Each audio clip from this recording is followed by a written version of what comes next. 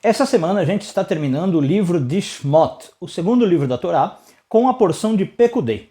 E a gente vai ver então como ele vai fazer um arco narrativo que começa com escravidão, com sofrimento, um povo que não sabe quem é, e termina com o Mishkan, o santuário, o tabernáculo. Então fica parecendo que é só uma transição de narrativa, mas na verdade a gente está falando de uma viagem espiritual, de um povo que sai escravo a se tornar construtor de um lar para Deus. É o que a gente vai discutir no vídeo de hoje. Eu sou Yair Alon e essa é a Energia Semanal.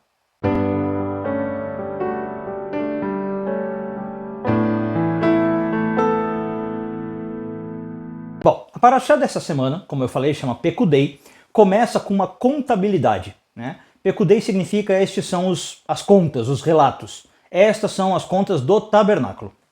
E aí a Torá traz uma lista exata de tudo que foi usado para construir o santuário. Ouro, prata, cobre, tecidos, né, objetos sagrados que foram feitos. E uma pergunta que geralmente os comentaristas colocam aqui é por que a Torá, que em geral é um texto, digamos, bastante econômico, né, nas suas palavras, gasta tanto espaço, tantos versículos fazendo essa contabilidade detalhada de tudo que foi usado, de tudo que foi construído. E aí quando a gente entra no nível da Kabbalah, né, que a gente chama o nível Sod, o mais profundo ali dos 4 níveis de leitura da Torá, os sábios da Kabbalah ensinam que tudo isso não está se referindo só a objetos materiais. Por isso que a Torá devota tanto tempo a isso. Cada um desses objetos que está aparecendo, na verdade, alude a algo mais. Então se a gente for no Zohar, por exemplo, o Zohar diz que o tabernáculo que está sendo construído abaixo é um reflexo de um tabernáculo que existe acima. Então cada item, né, cada medida, cada detalhe desse tabernáculo, na verdade, é um símbolo, vamos chamar assim, da estrutura que existe no mundo superior. E que estrutura é essa? A própria alma humana. Então cada detalhe do tabernáculo está falando sobre um detalhe da nossa alma. Por isso que a Torá, de novo, se debruça tanto tempo sobre esse tipo de coisa. Então o tabernáculo não é só uma tenda sendo construída no deserto. É uma tenda, entre aspas, que nós estamos construindo dentro de nós. O tabernáculo representa o nosso próprio ser interior. E aí nessa análise, por exemplo, o ouro vai simbolizar o amor divino que nós temos que ter dentro de nós. A prata vai simbolizar o temor. O cobre vai simbolizar a resistência às impurezas. E os tecidos, claro que eu estou aqui falando de modo mais rápido, né? E os tecidos, com todas as suas cores, vão representar várias esferas espirituais. Você tem o branco, o vermelho, o azul, o púrpura, né, que é o Hesed, Gevurah, Tiferet, Malchut, percebe? Então é por isso que a Torá se debruça sobre tantos detalhes. Mas existe ainda um segredo mais profundo que a gente pode falar quando a Torá está falando de todos esses relatos. A palavra Pekudei, que é o nome da porção, vem de uma raiz hebraica que é Pei Kuf Daled. E é uma raiz que também significa algo como contar, como a gente falou, mas também lembrar e visitar, e também atribuir uma função.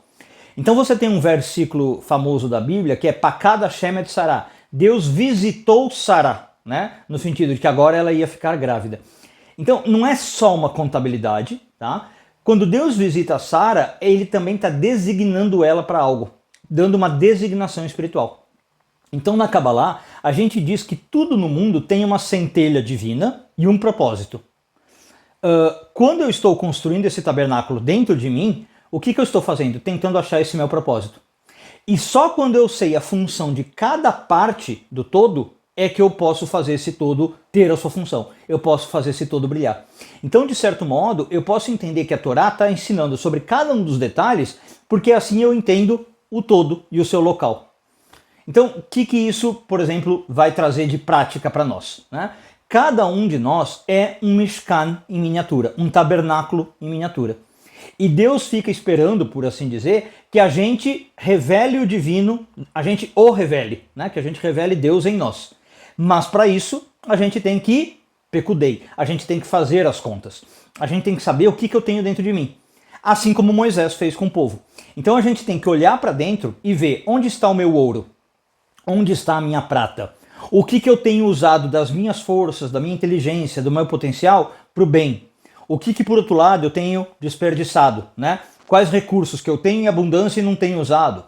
Quais dons doados por Deus ainda não usei para construir alguma coisa sagrada?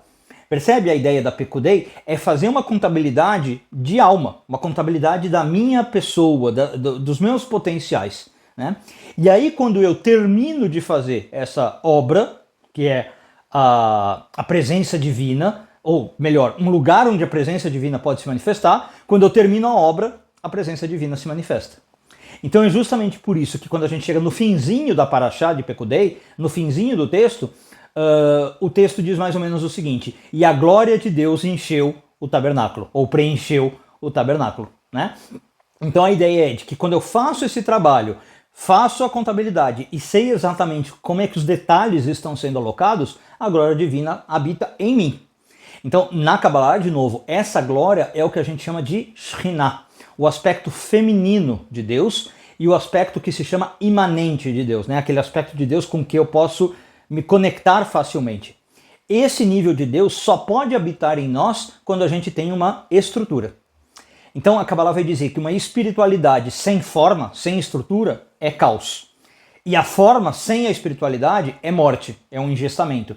Mas quando eu tenho a estrutura com a alma, né, ou a estrutura com a espiritualidade, aí é que verdadeiramente o divino desce, o divino habita em nós. Uma boa semana a todos, Shavua Tov e tudo de bom.